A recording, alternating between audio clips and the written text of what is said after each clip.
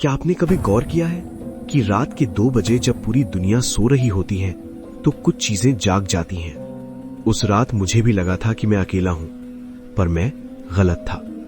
मेरा नाम आर्यन है। मैं एक मल्टीनेशनल कंपनी में काम करता हूं और उस दिन काम की वजह से मुझे रात के 2 बज गए थे। पूरी बिल्डिंग खाली थी सिवाय मेरे और ग्राउंड फ्लोर पर बैठे उस बूढ़े गार्ड के। मैंने अपना बैग उठाया और लिफ्ट की तरफ बढ़ा। बिल्डिंग में 14 फ्लोर थे और मेरा ऑफिस 12वीं मंजिल पर था। मैंने जी बटन दबाया। लिफ्ट के भारी दरवाजे एक अजीब सी आवाज के साथ बंद हुए। लिफ्ट नीचे जाने लगी। 11, 10, 9।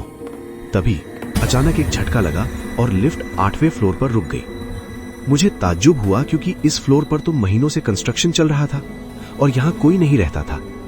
दरवाजे धीरे से खुले। सामने गहरा अंधेरा था। गलियारे की लाइटें खराब थीं, बस एक पीली रोशनी रह रहकर टिमटिमा रही थी। वहां कोई नहीं था।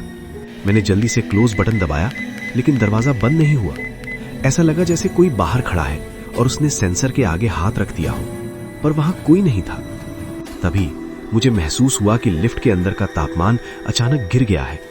मेरी सांसें धुआं बनकर निकलने लगी और तभी लिफ्ट के कोने में लगे शीशे में मुझे कुछ दिखा।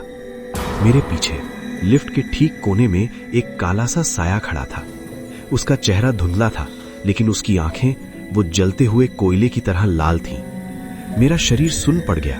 मैं मुड़कर पीछे देखने की हिम्मत नहीं कर पा रहा था। मैंने पागलों की तरह जी बटन को बार बार दबाना शुरू कर दिया। लिफ्ट का दरवाजा धीरे धीरे बंद होने लगा। जैसे ही दरवाजा सिर्फ 1 इंच खुला बचा था, मैंने एक ठंडी फटी हुई आवाज सुनी, अगले फ्लोर पर मैं भी उतरूंगा। लिफ्ट चलने लगी। 7, 6, 5। हर नंबर के साथ वो साया मेरे और करीब आने लगा। मुझे अपने गर्दन के पीछे किसी की ठंडी सांसें महसूस हो रही थी। लिफ्ट 1 पर आई और रुकी। मैं भागने के लिए तैयार था।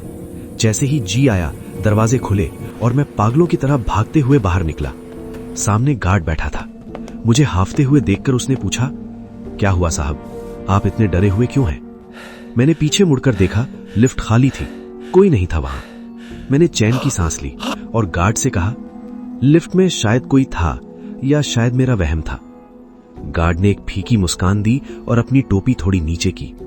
उसकी आवाज अचानक वही फटी हुई और ठंडी हो गई जो मैंने लिफ्ट में सुनी थी।